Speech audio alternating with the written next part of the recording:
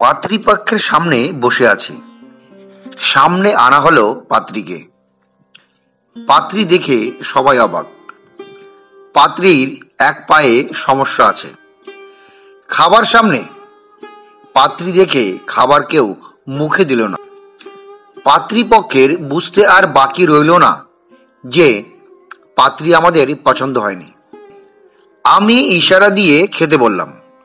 মা খাবার মুখে নিল, আর আমার ছোট মামা খাবার খেতে রাজি না। আমাদের ভাবলক্ষণ দেখে পাত্রীর চোখে জল আসলো, যেটা আমার চোখ থেকে আড়াল হয়নি। আমি সবার অনুমতি নিয়ে পাত্রী নিয়ে ছাদে গেলাম। দুজনেই চুপ করে দাঁড়িয়ে আছি। নীরবতা ভেঙে পাত্রী কথা বলতে শুরু করলো।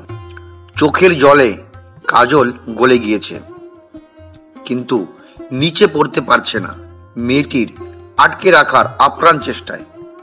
কথা বলার আগে ঠোঁট হাজারবার কাঁপছে, গলাটাও কান্নায় চেপে রাখার জন্য কাঁপছে।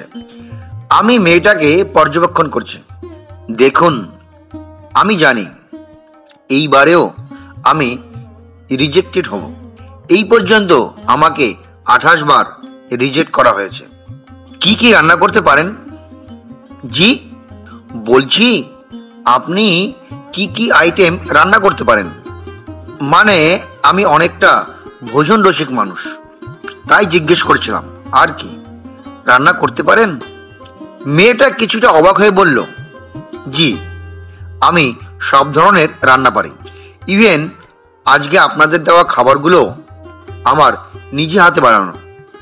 এইবার আমি অবাক হলাম, এত সুন্দর করে খাবার বানিয়েছে। আমি তো ভেবেছিলাম সব অর্ডার করে আনা। বাহ! আচ্ছা, শাড়ি কি নিজে পরতে পারেন নাকি অন্যের সাহায্য লাগে?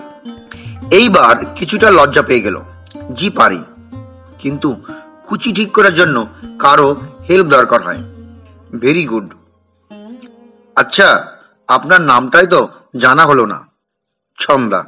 বাহ, সুন্দর নাম। এখন চোখ মুছে নিচে চলুন।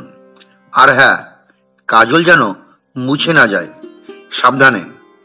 এটা বলে আমি নিচে চলে আসলাম। আসার আগে ছন্দার চোখের দিকে একবার তাকিয়ে বিস্ময় আর খুশি দেখতে পেলাম। আমি নিচে এসে বিয়ের জন্য হ্যাঁ বলে দিলাম। আমাদের পরিবার মামার কথায় চলে, কিন্তু আমি এইবার মামার বিপক্ষে গেলাম। সমস্ত আনুষ্ঠানিকতার মধ্য দিয়ে আমাদের বিয়েটা সম্পন্ন হলো, কিন্তু বিয়ের দিন মামা আসেননি।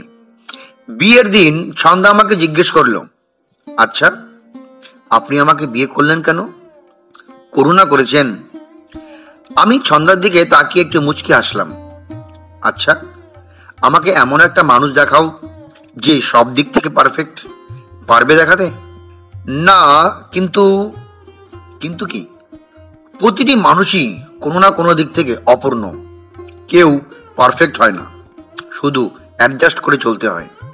সম্পর্ককে গুরুত্ব দিতে হয়, তাহলেই সবাইকে সুন্দর আর পারফেক্ট মনে হয়, আর ভালো থাকা যায়। সে তো ঠিক, কিন্তু আমাকে কি দেখে পছন্দ করলেন? তোমার চোখ দেখে। তোমার চোখে আমি শ্রদ্ধা বোধ আর একটা চাপা কষ্ট দেখেছি। জানি না কেন তার মায়ায় পড়ে গেছি। আর তাছাড়া যে মেয়েটা সব প্রতিবন্ধকতার মধ্য দিয়ে নিজের পড়াশোনা চালিয়ে গেছে, সে সব রকম সমস্যায় আমার পাশে থাকবে। আর তাছাড়া তোমার পায়ের সমস্যা কখনোই তোমার ভবিষ্যৎ নির্ধারণের মাপকাঠি হতে পারে না। তোমার আরো সেসব প্রতিভা আছে, সেটা তোমাকে উচ্চতায় নিয়ে যাবে। আর এই লড়াইয়ে আমি তোমার পাশে থাকবো আজীবন। সেদিন ছন্দা আমার বুকে মাথা রেখে কেঁদেছিল অনেক সময়। সে এখন কলেজের শিক্ষিকা, তার অনেক সম্মান। আজ আমাদের প্রথম বাচ্চা পৃথিবীতে এসেছে। আমার প্রিয়তমা আমাকে অনেক ভালোবাসে। আমার প্রতি তার ভালোবাসা, শ্রদ্ধাবোধ আর সম্মান দেখে আমি বারবার অভিভূত হই। একজন আদর্শ স্ত্রীর এতগুলো গুণ কখনোই একটা সমস্যার কাছে ঠুনকো হতে পারে না। সমস্যা তো আমাদের দৃষ্টিভঙ্গিতে। সমাজে কিছু মামা খালু চাচার কারণে মাথা উঁচু করে কিছু করা যায় না। তারা বাধা দেবেই। তাদের এই বাধাকে ইগনোর করে সামনের দিকে এগিয়ে যেতে হবে। মানুষকে মানুষের মতো সম্মান করতে হবে। বড় কথা হলো আমাদের দৃষ্টিভঙ্গি বদলাতে হবে।